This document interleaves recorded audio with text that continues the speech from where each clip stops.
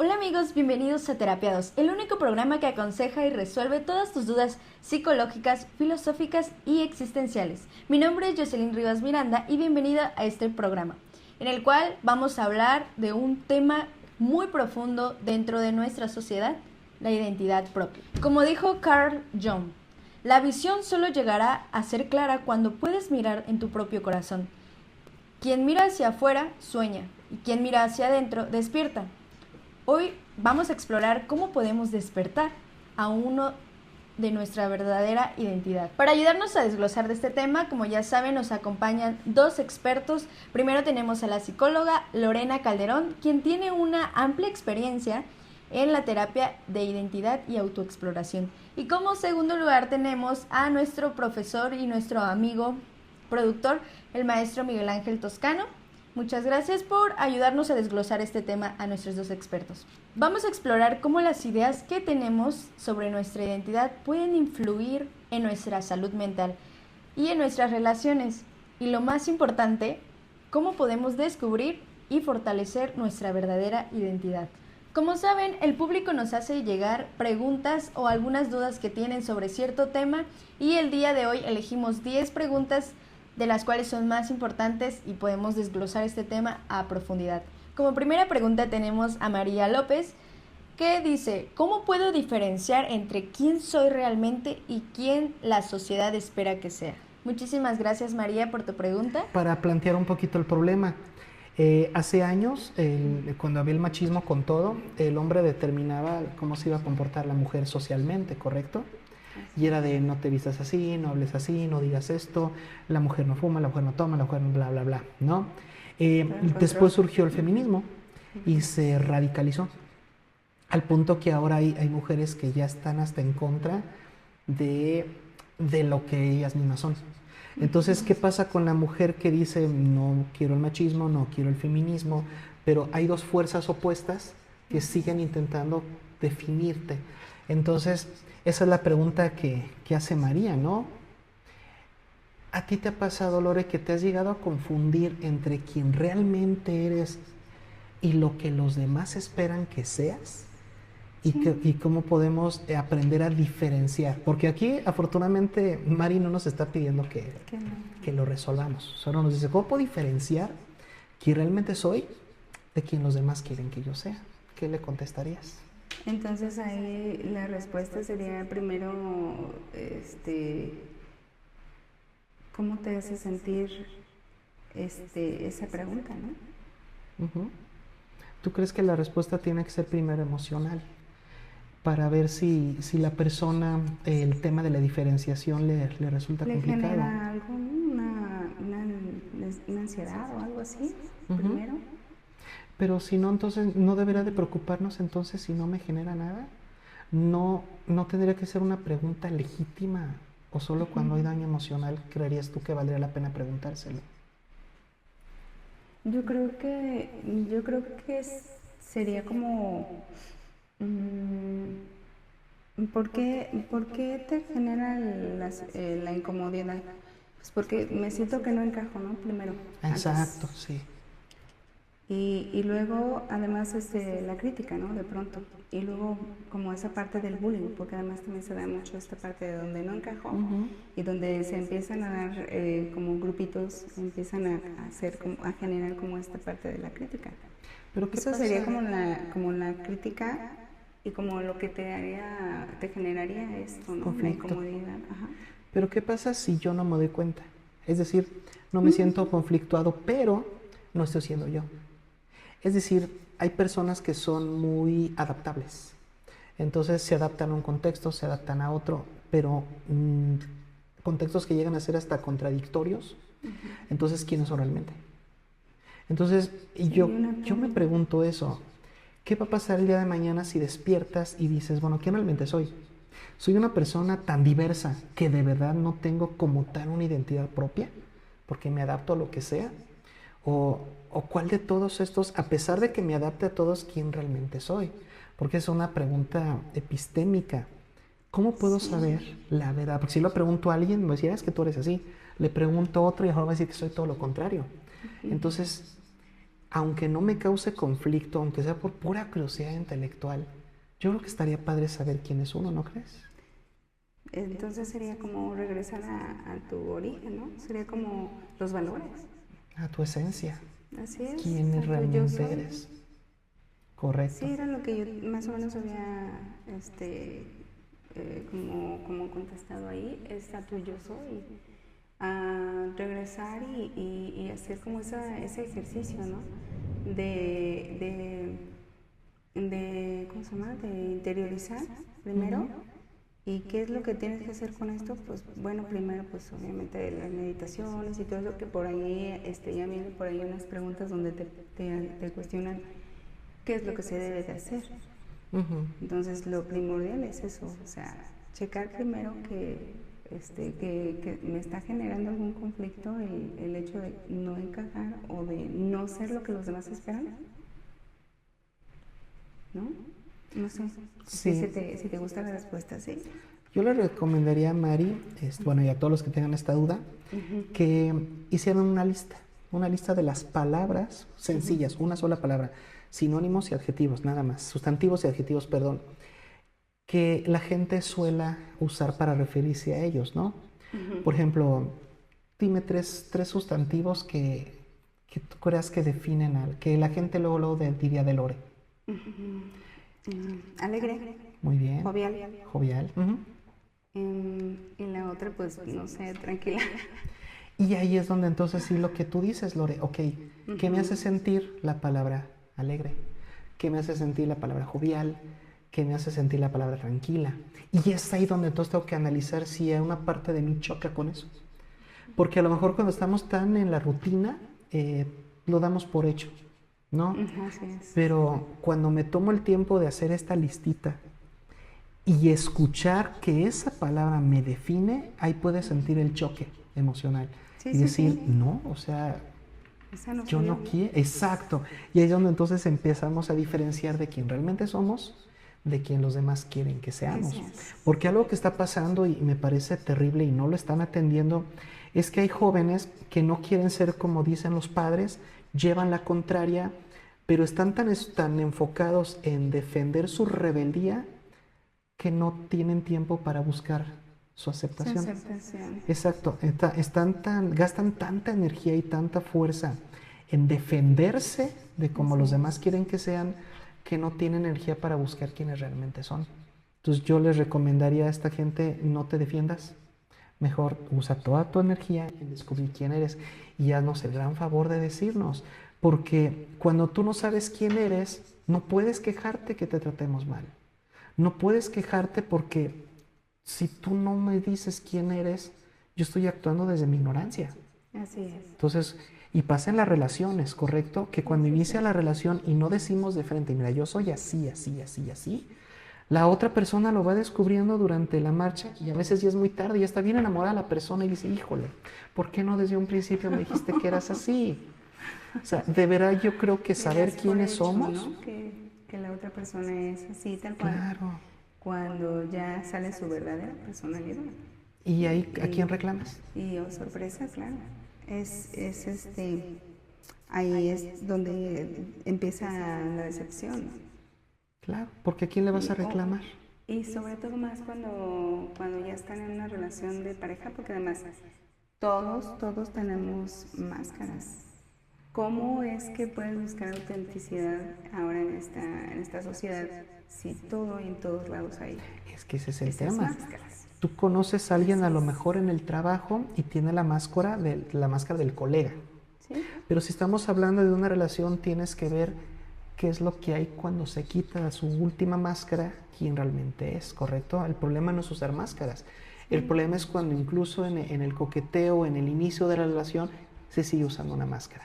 Bueno. Juan García tiene una duda muy grande y dice, siento que he perdido mi identidad después de una ruptura.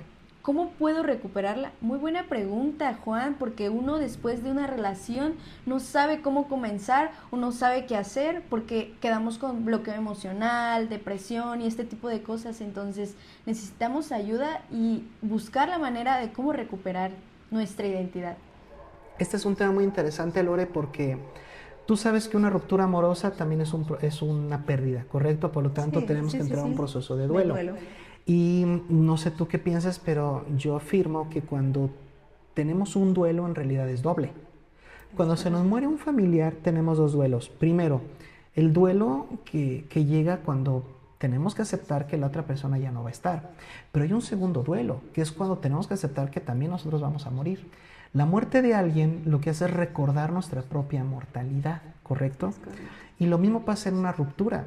Cuando rompe conmigo, no solamente tengo que, digamos, superar la pérdida de esta persona que ya no va a estar conmigo, sino también tengo que aceptar que posiblemente no vuelva a ver nadie más, o posiblemente me recuerdan que al final del día uno está solo. Entonces, es muy posible que en esta ruptura amorosa la persona pierda su identidad. Porque ahora, Totalmente. ¿estás de acuerdo conmigo que cuando uno está afectado emocionalmente uno no es uno mismo? No. Y nunca Y tenemos que adoptas. hacerle caso a alguien Es correcto. que dice cosas o que hace cosas cuando está emocionalmente afectado. Y la gente es muy mala, Lore, porque cuando alguien está dolido, lo juzgamos como si fuera Y racional. es peor, además, no tenemos esta cultura, porque es cultura, de tener como esta parte de empatía también Claro. al sufrimiento ajeno. Y es en donde entramos en ciertos conflictos también, porque pareciéramos como animalitos, ¿no? Al final del día. ¿Qué es lo que pasa? Que pues en la naturaleza de los animalitos, pues vemos a alguien dañado y entonces lo dejamos Correcto. que se muera, o sea, literal, y es pareciera como que estamos así, ¿no? Fíjate, cuando le un damos al perrito... contrario, le damos con todo. Eso es lo que iba a decir, sí. Toca esa parte porque cuántas parejas han tenido estas rupturas y las mujeres se han visto en una situación de necesidad, pues no solo afectiva, también económica y de toda índole. ¿Y qué pasa? Que la sociedad, como el perrito, literal como el perrito, se le cargan las más pulgas, así le pasa a las mujeres. Y todavía lo peor de todo no es eso, sino lidiar todavía con machismo en mujeres, que además todavía se dejan ir todavía con más gana a maltratarla y a cerrarle a todo avance, pues sí, todo ¿cómo se le llamaría? Y le complican la vida incluso hasta en los trabajos. Sí, porque lo creerías. ¿Por qué creerías esa crítica? Porque es una forma de no empatía de las mujeres y ver a otra mujer sola como competencia, incluso. Y es hasta cierto punto también es una inseguridad, ¿no? De las mujeres, sobre todo las mujeres casadas. ¿Tú crees? Porque también toca esa parte, que estas mujeres sienten que les van a quitar a ese hombre. Es increíble la forma como actuamos, pero como animalitos. Entonces tú consideras que el rompimiento de uno es motivo de preocupación para alguien más. Es decir, si te entendí bien, una mujer casada se preocupa cuando conoce a una mujer soltera que sufre una ruptura, porque entonces está este miedo de, ok, ya perdiste a tu pareja, no se te vaya a ocurrir fíjate en mi pareja, ¿no? Entonces eso habla de una inseguridad tremenda y volvemos al tema de la identidad, ¿no? De lo que los demás esperan. Y esto está mal, Lore. Tenemos que acabar con esto porque, como bien dices, tenemos que buscar una empatía. Oye, el hecho de que alguien tenga el corazón roto, el hecho de que alguien esté en desamor, lo va a hacer actuar o decir cosas equivocadas. Y uno debe de tener el suficiente amor y empatía por el humano para decir, nada de lo que me digas ahorita me lo puedo tomar personal. Y yo le digo a muchos de los chicos que trabajan aquí conmigo, preocúpate si te lo dicen serios. Preocúpate cuando te lo digan en sus 5 sentidos. Sí. Pero todo lo que te diga ahorita tu amigo, tu amiga que está pasando por una ruptura, escúchalo. Porque de verdad a veces solemos ser muy crueles con la gente que está pasando por un mal momento. Como que se nos olvida que también nosotros podemos pasar por una situación así. No somos muy buenos para ponernos en el lugar del otro. ¿Qué diría la filosofía? Bueno, la filosofía de Nietzsche diría que lo que no te mata te hace más fuerte. Yo le diría a todas las personas que están pasando por una ruptura y que están en esta crisis de identidad que se redefinan. ¿Por qué? Porque eras uno antes de entrar a la relación y eres otro cuando termina la relación. Y no se vale decir que tenemos que seguir siendo los mismos, porque entonces ¿de qué sirvió la relación? ¿Dónde estuvo tu experiencia, tu crecimiento? Si para algo sirve tener una relación es para aprender de ti. Muchos me dicen, es que ya después de esta relación yo ya sé cómo son los hombres, yo ya sé cómo son las mujeres. No, solo sabes cómo fue esa persona contigo, porque a lo mejor con otra persona va a ser completamente distinto, a lo mejor con otra persona sí es la mejor pareja del mundo. Lo que importa aquí es qué descubriste de ti. Entonces yo creo que el tener un problema de identidad después de una ruptura es normal y es hasta sano. Es bueno, a partir de lo que yo aprendí de mí después de esta ruptura, tengo que redefinirme, ¿no crees? Sí, totalmente. Y sobre todo porque ahora, como si adoptas ciertas características de la pareja, porque, y más si fue una relación larga, pues como que se quedan un poquito más fijas ciertas cosas, ¿no? Obviamente que lo primero que haces, bueno, y sería bueno que muchos lo hiciéramos así, es como llegar a un resumen o un análisis de al final, ¿qué aprendí de esta persona? Porque además me quedo no solamente con el enojito, más si fue que me dejó, o al total que yo fui el que tomó la decisión porque ya no era sano, porque me hace sentir muy incómodo así. ¿Qué es lo que me dejó? ¿Qué aprendí? Bueno, algunos van a decir, pues yo ya no quiero tener más confianza en todas las personas porque esta persona me hizo ver que no debo de ser tan sutil, tan lindo, tan tierno o entregar todo antes de tiempo, porque sé yo, pueden ser muchos factores. O también podría ser que dijera, pues a mí me agradó tanto, o me cayó súper bien, que pues sí me gustaría que en algún futuro tuviera tal cual característica cierta, claro, que tuviera, y estaría genial porque entonces ya no estaría yo aprendiendo ahora sino que ya traería este aprendizaje de esta pareja, ya no me conflictuaría tanto. Pero ahí tú estás hablando de la identidad del otro. Sí. Pero de la identidad la que tú tuya adoptas también, porque tú adoptas ciertas. Claro, es que no podemos decir que seguimos siendo los mismos, porque aunque la gente quiera decir, no contó, ya lo superé, ya algo cambió. No, sí cambió. ¿No? Y como dice el poeta japonés, por muy fuerte que esté la tormenta, vas a salir cambiado, porque sobreviviste a la tormenta. Y si no, entonces la pérdida no sería solamente del otro, también sería pérdida también tuya en ese aspecto, porque entonces, ¿de qué te sirvió haber pasado todas estas experiencias si al final no hizo una transformación en ti? Claro, se vale. De hecho, lo correcto es cambiar, lo correcto es decir, yo soy distinto ahora después de esta relación, porque pretender que la relación no te cambió es también infravalorar y menospreciar la relación. No, es una especie de negación. De ego también hasta cierto punto de, o sea, yo sigo siendo el mismo. El problema fue la pareja, yo estoy bien. No. Uno tiene que aprender también de las cosas que uno hizo mal y que tiene que cambiar. Pregunta número 3, de Laura Torres. ¿Cuáles son algunos ejercicios prácticos para fortalecer mi sentido de identidad? También muy buena pregunta. Muchísimas gracias por tu pregunta, Lau. Si me permites iniciar, Lore, me gustaría hablar del existencialismo. Yo soy existencialista y ya sabes que los existencialistas defendemos la libertad y la responsabilidad, son sinónimos, ¿no? Si hay libertad, forzosamente hay responsabilidad, y para ser responsable tienes que aceptar tu libertad.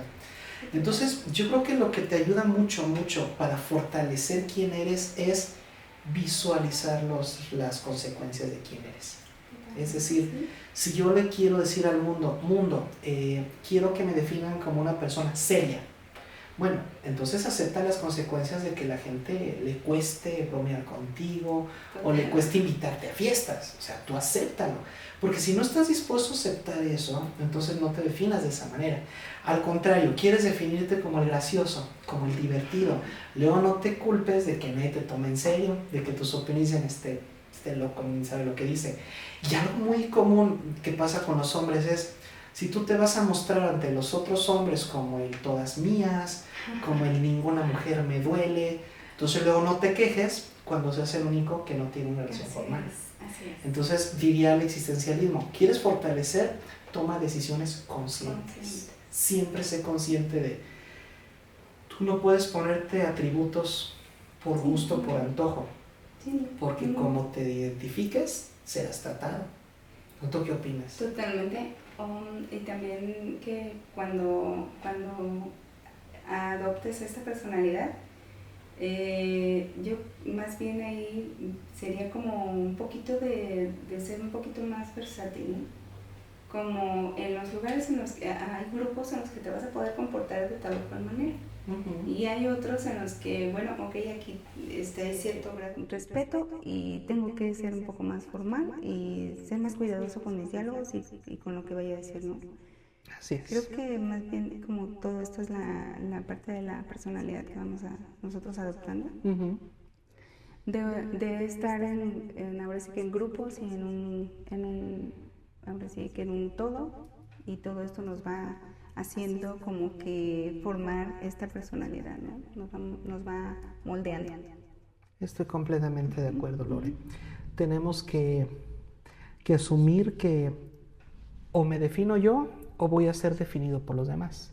Totalmente. Entonces, si decido tomar la iniciativa y definirme yo, no debo de ponerme en un plan de, a ver, así quiero que me definan y así los exijo, sino debo de ser consciente de que si yo elijo definirme de cierta manera, pues la gente me va a tratar de esa manera. Entonces yo no quiero que me traten de cierta manera, como tú dices, pues en este contexto cambiaría mis etiquetas, ¿no? Y esa es una de las ventajas que tiene el ser, el tener tal o cual personalidad, porque pues es flexible, ¿no?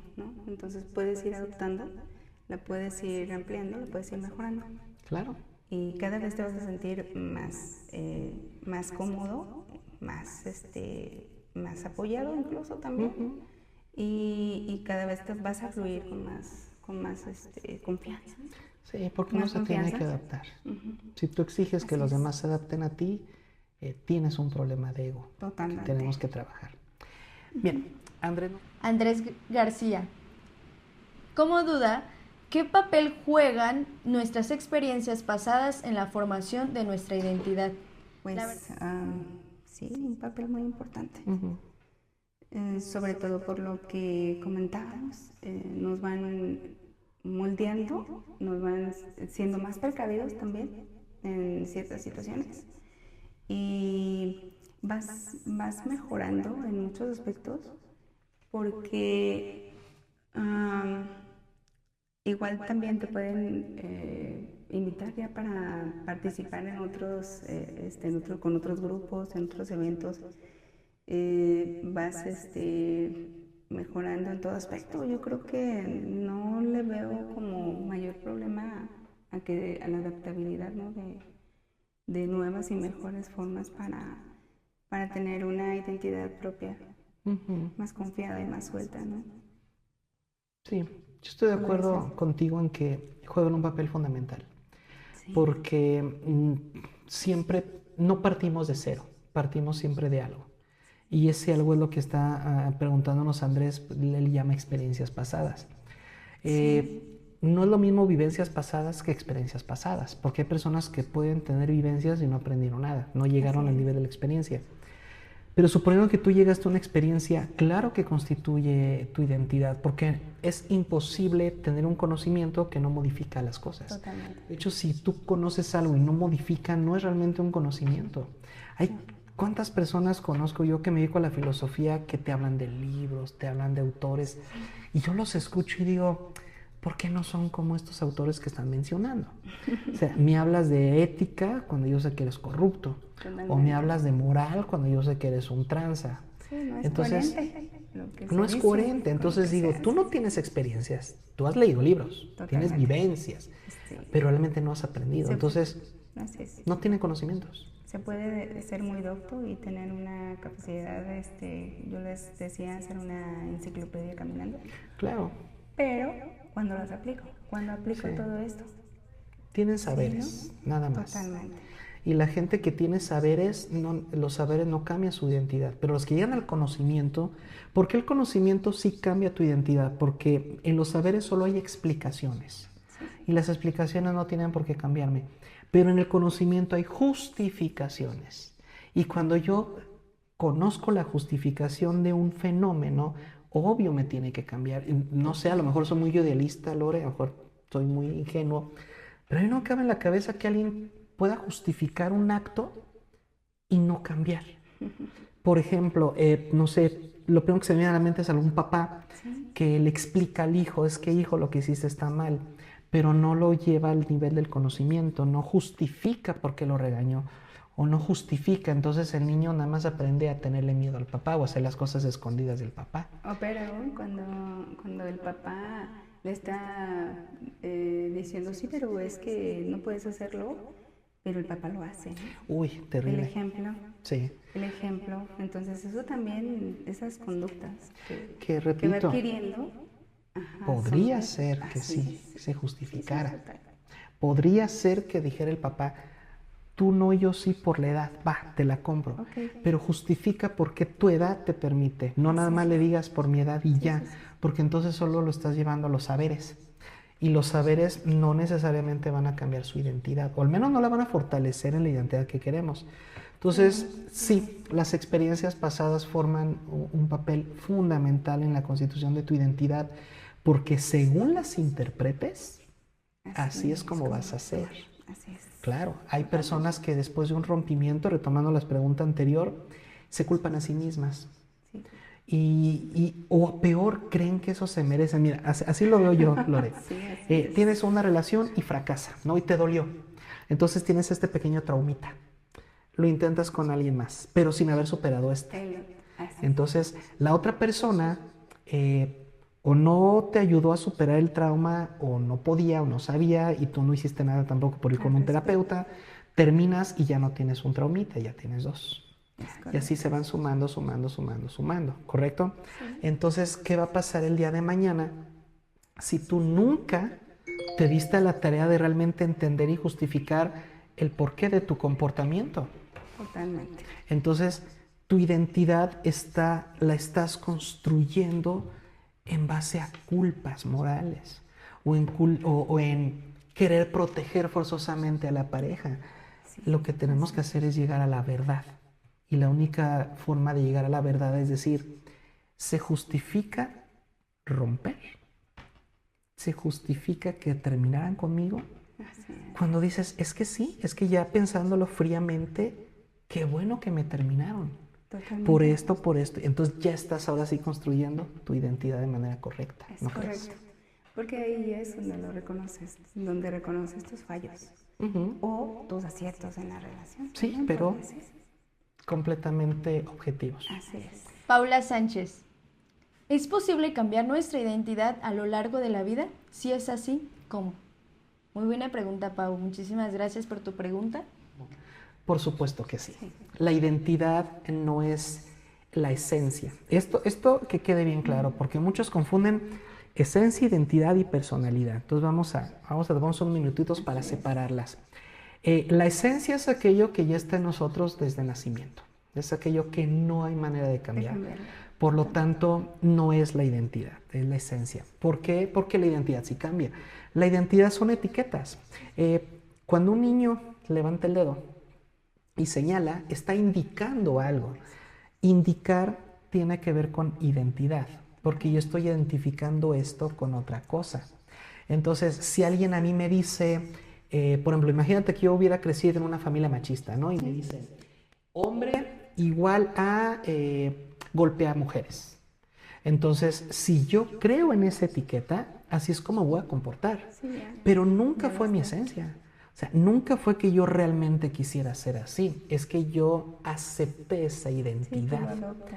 Pero la identidad no tiene por qué definir quiénes somos, porque esa es la personalidad. La personalidad sí es que piensas, que crees, que planeas, lo que realmente constituye tu forma de ser. Entonces, lamentablemente hay personas que no se dan cuenta que la identidad termina construyendo la personalidad cuando tú fortaleces una etiqueta. Si a un niño en la primaria le dicen el gordito, el puerquito, o sea, le empiezan a decir bullying, bullying, bullying, bullying, el niño empieza a decir, entonces esa es mi personalidad. Así es. Exacto, y ese es el error. Ahorita yo veo muchos papás que de princesa no bajan a su hija. Y pobrecitas cuando entran a la secundaria o prepa y ahí es la plebeya. Y es como, pero sí, mi papá siempre me ha dicho que soy o peor, las mamás que le dicen que el niño es el príncipe, mi rey.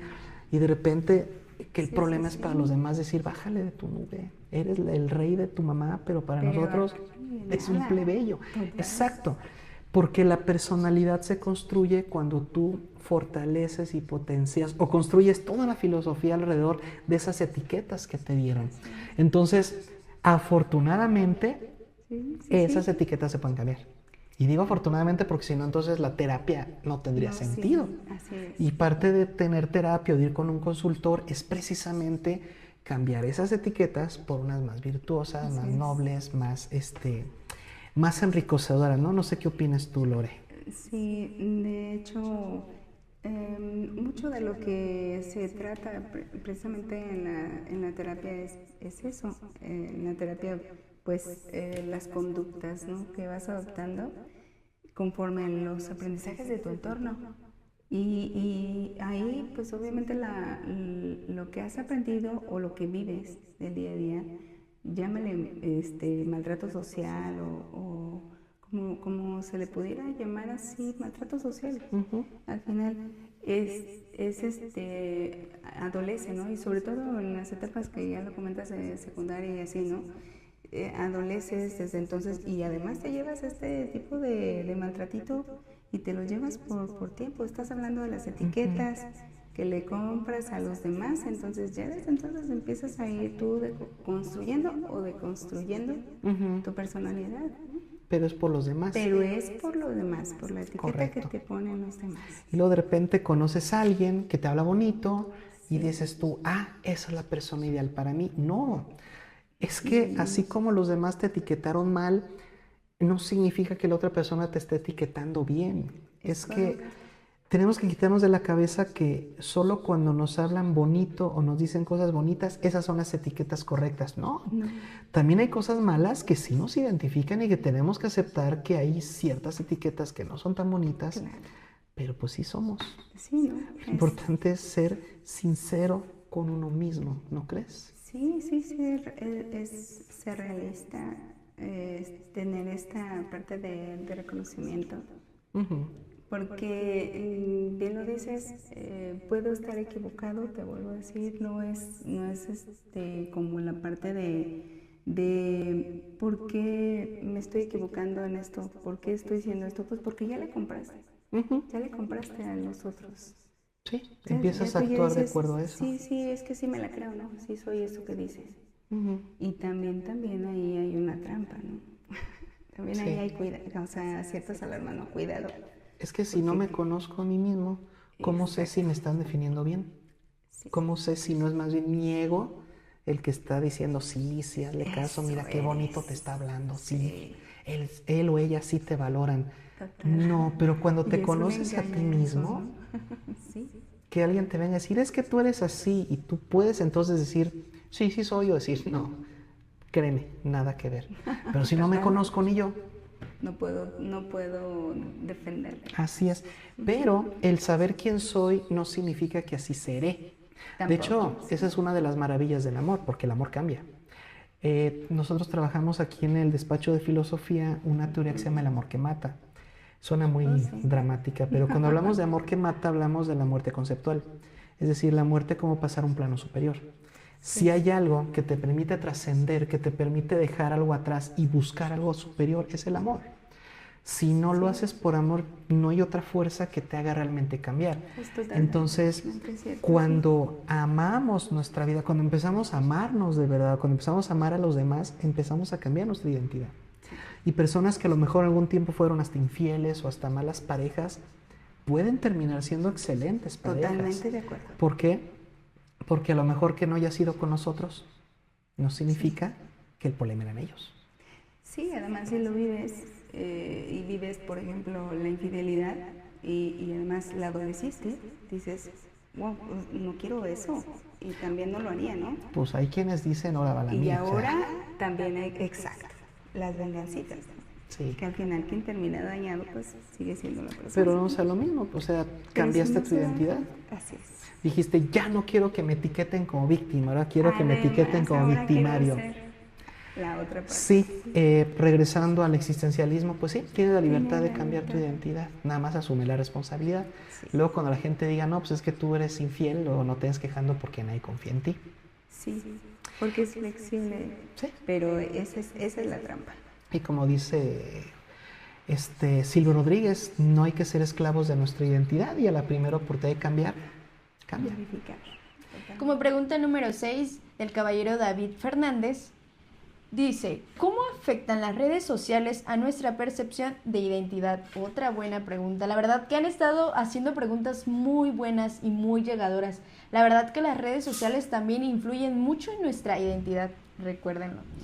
Recuerden que ya lo hemos hablado en episodios pasados y las redes sociales influyen tanto en lo personal, social, económico, en muchísimas cosas. Nos pueden ayudar tanto como para bien como para mal. Muchísimas gracias por tu pregunta, David. Aquí me gustaría subrayar la palabra percepción, porque el ser humano tiene múltiples capas o dimensiones. La dimensión básica, que es la física, que es nuestro cuerpo, tiene una sola función, percibir. La mente no percibe, el espíritu no percibe. El espíritu siente, la mente piensa, el cuerpo percibe. Entonces, cuando yo estoy en redes sociales y percibo algo que va a modificar mi identidad, no debo de hacerle caso. Porque el problema es construir tu identidad a partir de la percepción. Porque no sé qué opinas, Lore, pero nuestro cuerpo, que nos sirve muchísimo, digo, lo que nos mantiene vivos, pero en realidad no es tan, más allá de mantenernos vivos, no es tan importante como uno cree.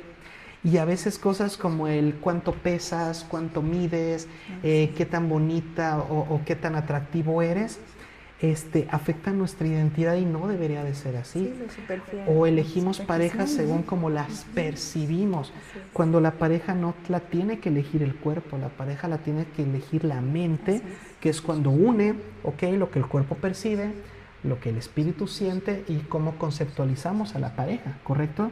Entonces, lamentablemente esto que te estoy diciendo, Lore, que te comento, es en el plano ideal, porque en el plano real la gente sí le da mucho peso a lo que percibe. Sí, Entonces, esto te voy a decir es alarmante. Hay chicas que basan la calidad de su relación según lo que ven en redes sociales. sí. Si, por ejemplo, ven en redes sociales una relación ideal, quieren que sea así. Sí, porque son las modas que ponen en redes. Y en realidad son falsas Y esas son relaciones. falsas. Exacto. Basar tu identidad o tu relación o la identidad de la pareja en la apariencia es un gravísimo cuidado, error. cuidado. Gravísimo. Yo creo que el cuerpo nos permite percibir la realidad, sí, pero cuando tenemos que tomar decisión de quiénes somos, no es el cuerpo el que nos tiene que decir quiénes somos. O sea, imagínate lo horrible que es decir, a ver, naciste, ¿cuánto vas a medir? No. Naciste chaparro. No, entonces, ¿sabes qué? Tú nada más vas a poder aspirar a esto. Exacto. O sea, yo no puedo permitir que mi identidad sea de cómo me veo, porque en primer lugar yo no elegí mis genes. Sí, ¿No? Y hay personas que gastan, invierten y se vale, o sea, no digo que tenga nada de malo operarse ni nada, porque es parte de la libertad humana, es decir, Sí, pues sí, también. quiero tunearme, pues tuneate, no hay ningún problema. Pero decir que eso va a revalorarte es donde yo ya no estoy tan sí, de yo también acuerdo. no Entonces, coincido tampoco en eso. yo estoy en contra de cuando tu identidad nace de una percepción, Totalmente. o de los demás o tuya. Entonces las redes sociales, para personas que son muy perceptivas, es horrible, es lo peor. Sí, creo que esa es la trampita que hay ahí en las redes. Y totalmente un engaño, ¿no? Y al final terminas estando con la persona que no querías estar y aprendiendo por la mala, Ujú. ¿sí? Por la mala, que pues que las cosas no se deben de hacer de esa forma, menos por dejarte llevar por el sentimiento, ¿no? Porque también por ahí hay otro problemita también que incluso no podemos nosotros separar esta parte y racionalizarlo primero, ¿no? Tenemos que. Y debemos hacer. Decía Jean Valjean que las redes sociales nos generan realidades que no son existentes, son virtuales. Sí, son ficticios, Y entonces, así es. ¿qué pasa cuando yo quiero ajustar mi físico a algo virtual? Bueno, por definición, lo físico y lo virtual pertenecen a dimensiones distintas y hay un error. Totalmente. Entonces, aguas con eso. Hay que tener mucho cuidado porque nuestra identidad no debe de ser percibida, debe de ser entendida, comprendida, justificada. El día de mañana vamos a aceptar que nuestra identidad no le va a gustar a todos. Va a haber Totalmente. muchas personas que digan, es que no nos gusta cómo eres, y está bien, o sea, Se vale. pues, qué padre, ¿no? Sí, sí, sí.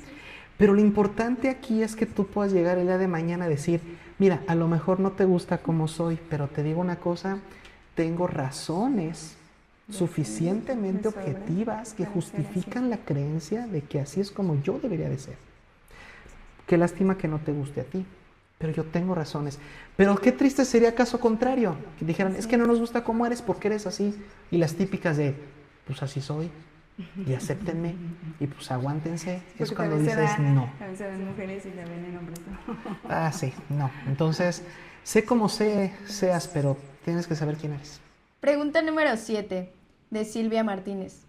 ¿Qué papel juegan los valores y las creencias en la formación de nuestra identidad? El valor que nosotros le demos a nuestra identidad desde el momento en el que los vamos formando, desde casa, desde ese momento donde adquirimos todos los saberes más importantes. Yo creo que es la forma en la que te vas a conducir durante toda la vida. Al final del día siempre vas a tener esta parte de volver a regresar a tu centro, y esa va a ser una de las partes más importantes en las que vas a volver a reconectar. Yo me voy a poner más metafísico, más surrealista, Lore. Me voy a malviajar. Es que mira, hay cosas que se pueden demostrar. Lo físico, lo real, lo verdadero, se puede demostrar, ¿correcto? Sí. Yo puedo poner sobre la mesa algo que sea real, que tenga materia, que tenga sustancia. Sí. Pero hay muchísimas otras cosas que no son reales, que son productos mentales. Es decir, la existencia está compuesta de lo real y lo virtual. Así de sencillo. Entonces, la identidad no es real. Si tú me dijiste hace rato, es que yo soy jovial, a ver, ponme tu jovialidad sobre la mesa, quiero verla. No, Claro, no es nuestra distingue. identidad nunca es real porque no la podemos demostrar. Así es. Si a mí dice, oye, ¿tú te identificas como una persona leal? Sí, a ver, quiero ver, demuéstrame tu lealtad. No puedo. ¿Y por qué quise empezar por aquí? Porque lo real se demuestra, pero lo que no es real se cree. Así es. Entonces, tú no me puedes decir, tú no me puedes preguntar, oye, Miguel, ¿y tu identidad es real? Mira, no es real, pero yo creo que soy así. Así es. Tenemos que aceptar que nuestra identidad no es real, no se puede comprobar. Creemos que somos así. Y como ya vimos hace rato que podemos cambiar nuestra identidad, pues creo que hoy soy así. No sé si mañana siga siendo así. Creo que puedo cambiar, creo que puedo mejorar, creo que puedo ser mejor persona. Entonces, mi identidad, tu identidad, la identidad de todos no es real, es una creencia. ¿Correcto? Totalmente. Entonces, lo que nos preguntan aquí es qué papel juegan los valores y las creencias. Bueno, si yo creo que merezco ser tratado como una buena persona, si yo creo que puedo ser buena persona, va a depender de que también creen los valores. Totalmente. Porque lo que me va a hacer a mí poder decirle al mundo es que yo creo que soy bueno, es porque creo que tengo valores. Pero si yo mismo soy corrupto, si yo mismo me encuentro a mí mismo cayendo en vicios, si yo mismo soy mentiroso, si yo mismo soy falso, entonces obviamente la creencia que tenga de mí, que tampoco es real, pero no es tan bonita como yo quisiera. Y al rato, cuando yo ya quiero disculparme y quiero arrepentirme, posiblemente los demás ya no me den la oportunidad, ¿correcto? Sí, Por eso es bien así es. importante aceptar que mi identidad es una creencia. No puedo Sí, demostrar no quién puedes. soy. Sí, no, totalmente. parte de autoengaño también, que normalmente nos juega también ahí una trampita mental. Termina al final del día engañándote, y porque además terminas creyéndote. Es que es lo eso. que no eres. Es que independientemente si lo eres o no lo eres, nunca eres real. No puedes, y además como dices, ¿no? ¿Cómo comprobarlo, no? Claro. Y también de pronto un poquito ahí de impotencia, ¿no? De cómo te compruebo en este momento. Es que ese es el tema. Así es. Sí. ¿Cómo te compruebo en este momento que yo no soy esa persona, ¿no? Que además que me están imputando alguna etiqueta que realmente ni siquiera es, ¿no? Entonces, ¿cómo la puedes ahí demostrar, no? Sí, y Entonces, sí duele. Bastante, ¿no? Entonces, por eso es ahí como que más bien donde yo creo que hay esa trampita de la identidad, de cómo afianzarte a ella y cómo decir, esto es lo que soy y esto es lo que con el paso del tiempo voy a poder demostrar. Bueno, demostrarme a mí. Seguir creyendo Primero, o cambiar tus y creencias. Seguir creyendo. Así es. Porque esto afecta mucho a las relaciones. No sé tú qué opinas, Lore, pero a mí me molesta, ya en lo personal, que si inicio una relación con una chica, no sé, estoy conociéndola y toda, y de repente me empieza a comparar con su ex, es como, es que, ¿de dónde sacas que yo soy así? Es decir, ¿por qué supones que mis valores son iguales a los valores de él? O que los valores míos son como los vicios de él. Entonces, el hecho de que tú no creas en mí, claro que afecta a mi identidad. Como no te puedo demostrar, por ejemplo, el amor no se demuestra. Cuando digo a mis alumnos, es que el amor es un acto de fe, les cuesta trabajo procesarlo. El amor no se puede demostrar.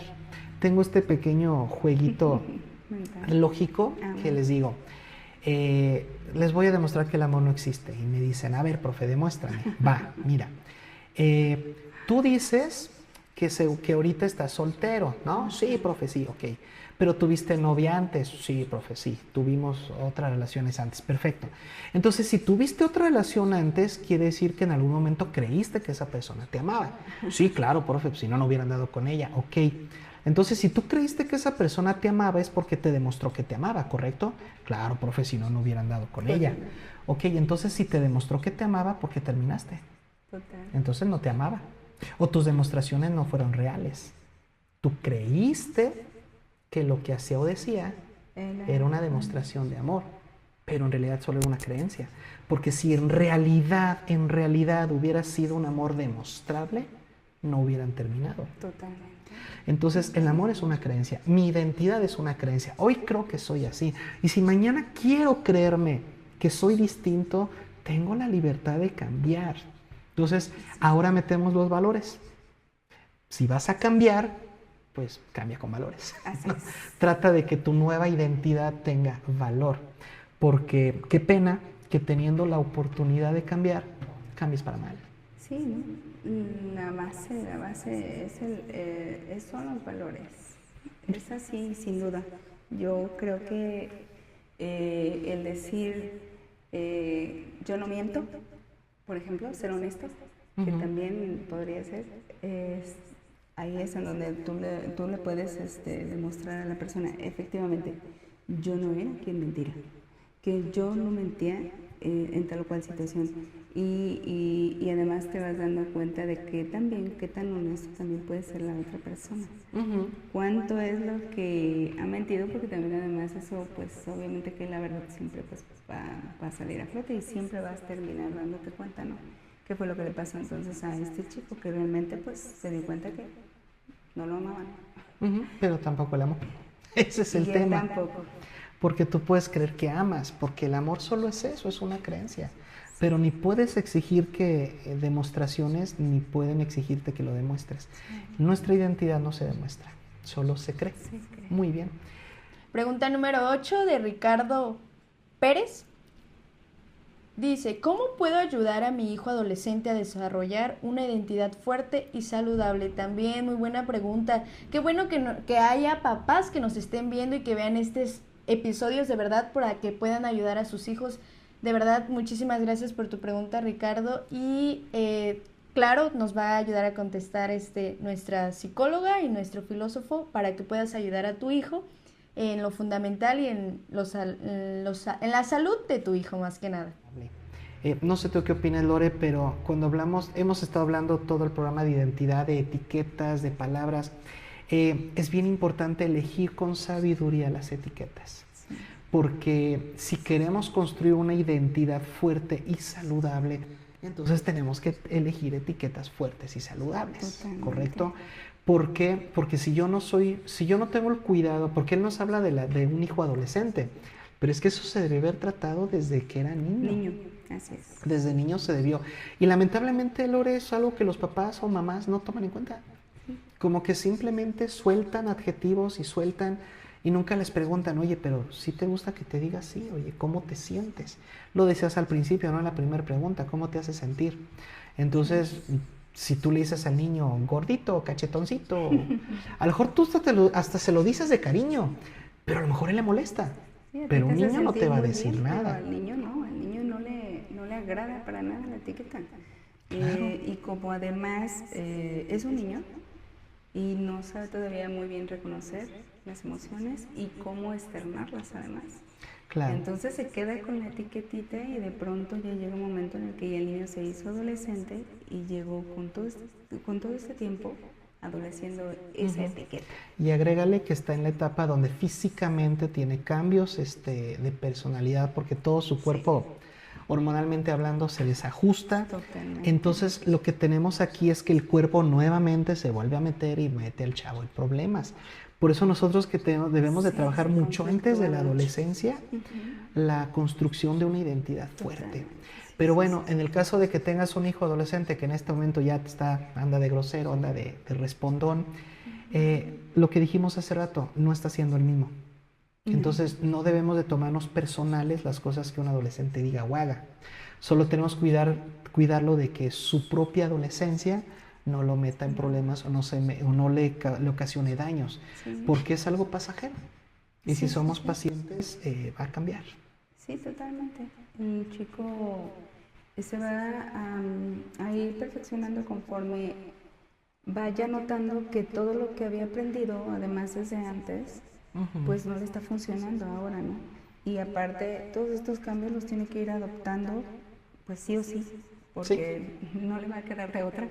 Pero las etiquetas estas que, como bien dices, no fueron fortalecidas en el aspecto de eres muy inteligente, por ejemplo, y otras más que podrían ser muy bien parecido o tienes tal o cual habilidad y me encanta a mí cómo haces esto, hijo.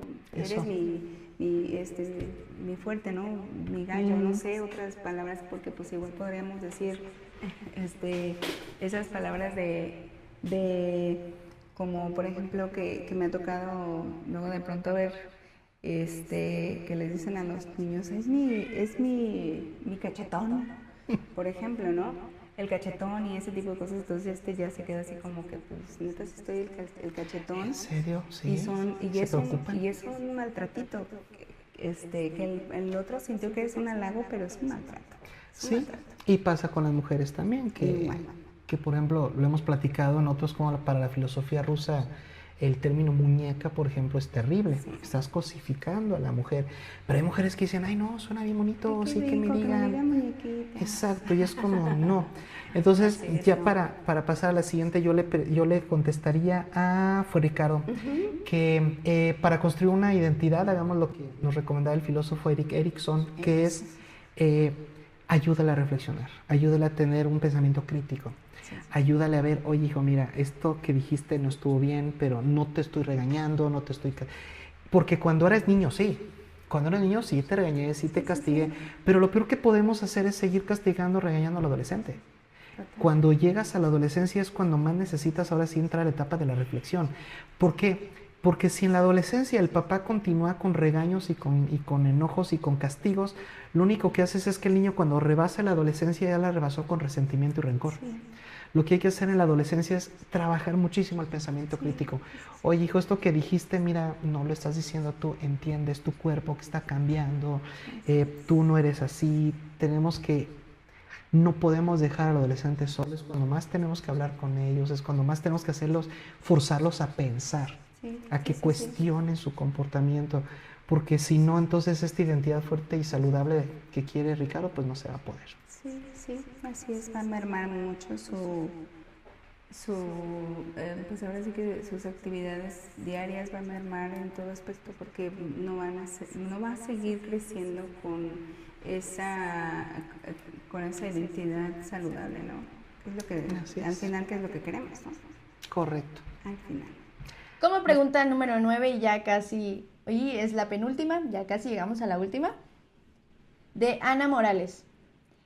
¿Qué hacer cuando sentimos que nuestra identidad está en conflicto con nuestras responsabilidades y roles? Pues tenemos que